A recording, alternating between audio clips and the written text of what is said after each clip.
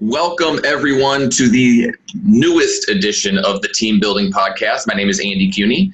I am the head coach or success manager for Omaha's Elite Real Estate Group, as well as Elite Real Estate Systems. And today on our show, we have a wonderful guest, Jay Niblick. He is the CEO of WizeHire. How are you doing today, Jay? I'm great, man. How are you? I'm doing good. Perfect. I appreciate you being on today, and I'm very interested in finding out a little bit, well, actually a lot more about WizeHire, what you guys do, how you help agents mitigate or solve problems, right, and obstacles. So go ahead and tell us a little bit about yourself first, and then we'll kind of jump into what it is that you and WizeHire do for us. Cool. Myself and a co-founder named Sid started WizeHire going into our 5th year now. WizeHire basically helps any real small to medium-sized business fill their gap in their bench strength when it comes to hiring, when it comes to finding great talent. And we know that large corporations have 20 and 30 person human capital and HR departments, and they go to school and they get trained and they do all this stuff. The typical small to medium-sized business is such a huge disadvantage because we were talking before, it's a collateral responsibility for most of the leaders, and the majority of our business has been in real estate, mortgage and finance and all the collateral industries, and some way far away from it. But it's taken on so well in real estate because typically a team leader is somebody that comes to us and they're fantastic salespeople. 9 out of 10, according to NAR, 9 out of 10 realtors fail to survive the first 2 years. Yep. They're the 1%ers. They're just kick-ass salespeople who know what they're doing and they can do it well. And at some point they grow large enough where they say, I can't do it myself anymore. Now, many people just want to stay there. They're like 60 houses a year. I got it. And that's what they want to do. That's great. But a person that we're dealing with, team leaders, they're entrepreneurs. They want scale. They see bigger things. They want to actually create a company. So now they got to go hire an administrative assistant, or they want to go find other buyer agents that will take the leads that they don't have time for nor interest maybe in running. Some teams are just that. And when we talked before, I was talking about, I hate the term teams. It's a legacy. Correct. Really big, good teams are companies. Correct. Teams is just some junk that grew out of the fact that I work under this broker and I can't call myself Acme, real estate. So I'm just going to be the something team under this broker's license. But the big teams, they see themselves as a company, and they see themselves extracting that person out of the center and becoming the CEO in life and not being the chief rainmaker, not being the top salespeople. So there are teams that they just say, I don't have time for buyer's agents. I want to outsource them to a bunch of 1099 buyer agents. And hey, good luck, and we'll keep it 50-50, 70-30, something like that. Mm-hmm. But the teams that are growing that we see today, they're really becoming companies. And WizeHire's role is to help them with that lack of bench strength. Where do I go to put the job up? What do I say? Today's job market is about marketing and branding, no different than it is to the buyers and sellers. How do I write that story, which we help and do for them? We bring in the science of the DISC and the values index that we own and wrote.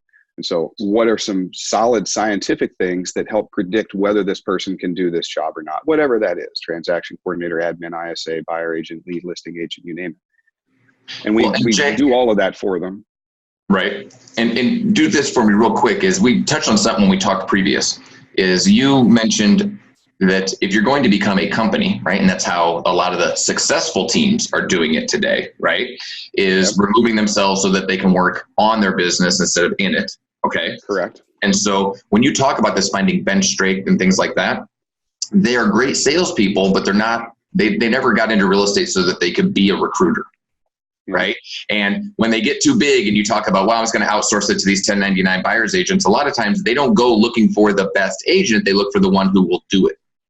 Right? Yes. And we see that a lot. And what we found is a lot of people, and I think this is going to tie in really good because I'm really excited to hear what you have to say after this, is we find one of the biggest frustrations is people know who they want. They want to find talent, right? Because talent's number one. Human capital is where it's at. You find that, and then you create the position around them, right? If I find talent, I will create the position around them. What we find is that it's really hard to find talent, especially if you don't know how to do so. And then they finally wear down and say, you know what? The person who's willing to do it. that's my guy or girl, right? And then we throw a bunch of stuff on them that's not what they're meant to do or not what they're best at. They settle. You're right. Yes. All the time. I hear this all the time. And it's like, oh, I just made a bad hire. I made a bad hire. Well, why'd you make a bad hire? Because you accepted or settled for what was willing to do it instead of finding a right person and then giving them the duties that they're good at. Yep. So and I think that you're probably going to hit a home run on this, or at least I'm expecting you to, tell me you know what, how do you look for that right person? And you're probably going to talk a lot about the DISC test, which I'm excited about because we use that. And then kind of the process that WizeHire does to find that talent once we know what type of talent we need. Oh, and you started, actually, your last sentence is where it starts. That's the first sentence. What talent do you need? Because a lot of people go out and they have that, and I'm not to insult anybody, an irresponsible, lazy kind of attitude. Sure. I want my cake and I want to eat it too. Sure. You know? I want a big team that's making me tons of money and fame, but I don't want to work at it like a CEO. And so the CEO has to stop and say, I need to treat this more professionally.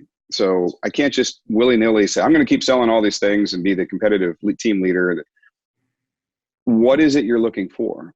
And if you don't stop to say, what's this role, then you're most likely to find the wrong person for the role, because depending on the role, that's hard to find. So let's just kind of go through the personalities a little bit. Perfect. 9 out of 10 realtors fail to survive the first 2 years, right? Well, this industry seems to attract, for some reason we're not sure yet, a personality that looks more like a showing agent. And so on DISC, if you're familiar with it, you have the D, the I, the S, and the C. The D is decisiveness, interactiveness, stabilizing, and consciousness. How quickly you make decisions. It's problems, people, pace, procedures. How quickly do you make decisions? So high Ds are very aggressive, outgoing hunter-gatherers that are really great for prospecting and moving. High Is, great persuaders, again, tied with a high D, perfect hunter-gatherer. S, stabilizers. That brings more patience. So where you go from a listing agent who wants to play HGTV, right? Here's 3 houses, Mr. and Mrs. Buyer, pick one, to the showing agent or the buyer agent in this case, who is okay with showing the Joneses 30 houses. You can't have all 4 of them high. And you need a higher S to have the stability and the patience to help these buyers look at all these houses. That's why a lot of listing agents want the listings, because it's one client and I'm done. Let me go out and see if I can sell it. They get to go hammer. Yep, they get to do that. They get to kill the listing presentation, and then it's on autopilot. That's it. You know, I don't need a lot of patience, and it's a lot of diversity, and I'm out constantly doing all kinds of new things. Yep. But if you say that person, hey, let's go do all these houses, they don't like it because it's not in their strengths. It's not in their wheelhouse. We've profiled, Lord, I don't know, maybe 1 million agents in the country. That's it. I mean, a lot. And if you C, by the way, is the conscientiousness. So it's a level of detail, how accurately, how pedantic, how anal are you about, perfection. Yep. You don't, when one goes up, something has to give. You can't find all 4 high. It doesn't exist. That would be. So I can't be a 99 all across the board. Across the board. No. Mathematically, it's an invalid profile. Okay. Dr. Marston from Harvard, who created the original theory, invented the Wonder Woman character, by the way, and the lie detector, and which is why the Wonder Woman's lasso of truth, because he created a lie detector. Oh my God, I love it. That's the truth. She was the only one who was supposed to embody all 4 at 100%. And so he had to make a fictitious character. He actually did it because he believed in women's rights and he knew his generation was shot. So he said, I'll start influencing the next generation of kids and give them a strong female character to grow up and respect. But the C and the S tend to predominate more in those slower paced, more stable, more repetitious jobs. So a lot of back office tend to have a high CS.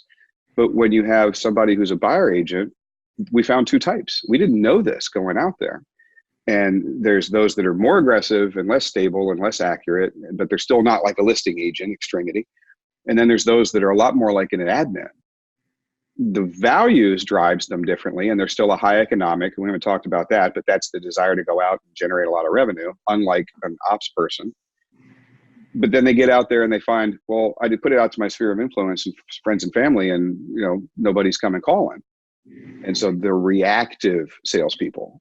They may be trained and well at negotiating at the table, but they sit there like a furniture salesperson until you walk up and push their button and say, I need a couch. They're just standing there waiting for you to come to them. So they're great when opportunities present themselves instead of going out and creating the opportunities. Reactive versus proactive. And they can rule it, but until you push the button, they're standing there like a robot just waiting. And again, This is fantastic for buyer agents who are in an office with an ISA. A team lead coming in will hand these leads to that type of buyer agent. And I would argue 70% of the agents we've seen in the country look like this, which is probably why 9 out of 10 of them fail. Because the leads come in, the listing agent gives them to them, but they still have to prospect them. They still have to hunt them. And you'll see one email and a voicemail. And then they sit and they go, well, no, I left my voicemail. They have my number. When they're ready, they'll call you just caught the attention of every team leader who's listening right now. They just said, wait a second, rewind that real quick. now they've leaned in and they put those IDs actually put their pens down, right? And are now listening, or they stopped working out or doing whatever it is they're doing, as well as listening to this. Now they want to know. So go ahead. And you alluded to it. It really has to do with not understanding that there's different personality types. And we, without this knowledge, assume everybody's like me. So the quarterback, the team leader, right? She takes the ball and she spins around and hands it to the running back. Well, the running back in this case is a buyer agent who's 30 yards away. You know, they go, if I got this lead, here's what I would do. Well, they punt it back to the running back, in this case, the buyer agent. And it's too big a get. They turn around and drop it. And it's right there. And they're looking at the buyer agent going, come get it. Run up here and get the damn ball and do it. If there's an ISA in the football analogy, that's the person who's standing right behind the quarterback. And I know this is a wacky analogy for football, but they run it back to that buyer agent. They fill that gap. So we see offices where you've got the majority of buyer agent personality types. If there's an ISA in between that's doing the prospecting, the dripping, the nurturing, calling them 6, 7, 8 touches, 15 touches. They're constantly nurturing these people to where they get to the point where they're ready to say, at 2:30 on Wednesday, I'm going to schedule with you to meet our buyer specialist. They've hand carried them to the door of that furniture salesperson, opened the door and said, Bob, meet Mary. And then Bob's gone. And he's got it and he can take it to the end zone from there. If you don't do that, all these leads come in, they don't chase them very well, and they just are sitting there kind of waiting. So it's why we see the two biggest trends in the country are, one, ISAs. The hiring on the ISA side has gone up unlike anything we've ever seen, because that's that middle person that's going to have to, some people actually have called us and said, can I title them scheduler? Actually, a title they wanted to put up, because that's what they do. They keep going until they get them on the schedule at 2:30 to meet with a buyer specialist. And the other one is outside sales. Yep. It's probably maybe even the more dominant trait, because instead of finding a buyer agent who you go, well, they got a license, I don't have to train anything, they're ready to go. And they're ready to go in one class, and that is that they have a license. That has no meaning or predictive meaning on will they be able to do this. If they were a killer salesperson, they'd probably be developing their own team. They wouldn't be sitting there, and they're probably somebody who's in that 2 to 5 year span that's had 5 sides last year. And there's a reason for why they have 5 sides, and it ain't because they didn't get a lead off of Zillow. It's because they don't know how to close that gap to take that lead and hunt it and keep going after it to get it across the line, to get the contract, to then start going showing them houses. So they're bringing out outside salespeople, because they go, if you're a hunter-gatherer salesperson, I can teach you real estate, but I know that you're going to take the ball from right there on the first line and go 99 yards across the field with it. Okay. Because we're living what you have said so far, right? We've lived all of these steps and I love it. So I just want to give people an example to hopefully maybe they can relate, right, to what we've gone through as well. So we have 30 agents on our team, right? Of those 30, about 19 actually take internet leads. Okay. Because we know they've realized they've phased themselves out, because they will do the one call, the one voicemail. Well, they're just not ready, kind of a thing. Exactly what you talked about. We're okay with that. They don't have to take the internet lead, right? We're like, you know what, do what you're good at, and let's find out what that is. Okay. So they're that person who's 30 yards back, right? Not taking the handoff. So here's the deal. We have found now, Jeff on our team here at Omaha's Elite, we will hand those people, right, ready to go transactions so that they can do it at a much smaller split, Like we're talking 25%, right? Mm-hmm. But they're ready to go from someone's sphere, right? From Jeff or my own sphere. Then the ones who will call those internet leads, right? And just wear them down and find the gold. And they're like, yep, I got it. They get a much higher, right? Split off of those internet leads. And it makes neither one of them, right, a bad person or a good person. We have figured out what their strengths are and the time and effort they're willing to put in, and that has a monetary value to it. If I get paid for yards covered on the field, if I start at the goal line and run to the other goal line, I make more than the guy that started at the 50-yard line. Absolutely. And you know what? The guy who starts at the 20-yard line only has to go 20 yards is absolutely okay with that. They love it.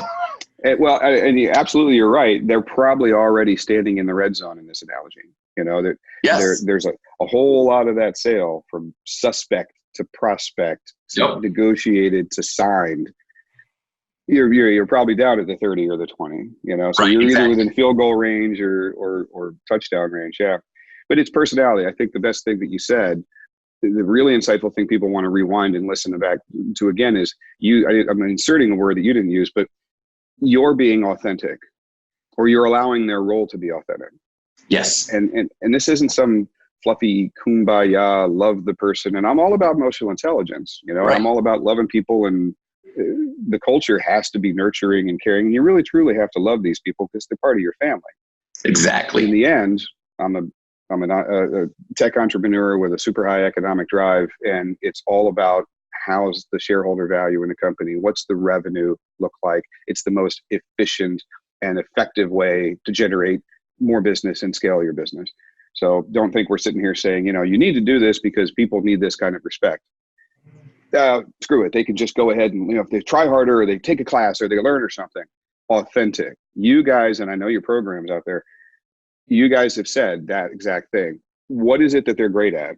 And let's make sure that that's what the job relies on. And why, as an owner, would I allow my resources that cost a lot to depend on somebody that's not good at something and then blame them? That's on me. Exactly. Yep. And I think we talked a little bit about this off air. It's one of my pet peeves. Is when we go around, you know, to all these conferences around the country, and I'll hear team leaders say, "Oh, I have such lazy agents," or "My agents are horrible. Why can't I find better agents?" And I'm like, so the agents you recruited, you hired, and you trained, or did none of those things, right? But are associated with you are horrible. Let's take a look in the mirror, right? Let's have some sort of extreme accountability and say, why are you attracting those types of agents? And why are you allowing, like you just said, those types of agents to represent you and your team? And you know what happens? It's about self-awareness too. So absolutely. Everything we're talking about here is intangible. Why is this so damn hard to figure out? Because everything we've said is intangible. I can't see it in an interview. I really can't. I can try if you're a really good interviewer. And I'm not talking like, you know, masters in human capital that has been doing this for 20 years and you've got a process behind it. Maybe. Yeah. But without surfacing these things, without seeing them, what else do you go with? We go with, do I like them? Did I like them in the interview? Do they have a license? You know, because you know you're not going on their sales background, you know, because you're not bringing somebody onto your team to split 30-70 with you who had 200 closes last year, you know, or sides last year. They're not coming over, but not at that split anyway, and they're probably going to want to be their own team leader. So you're just saying those things. We know, like, in unstructured interviews, which I guarantee you most team leaders out there are not using a structured interview process. It's an actual literal term, and it requires structure. Unstructured interviews where you just ask a bunch of questions that you kind of think make sense. And if I like them in that interview, zero predictive validity. And I'm talking top institutions around the world have studied this. And an unstructured interview has zero predictive validity. It tends to be so biased by what you like on your personality that only if you're hiring your replacement does it begin to have any credibility.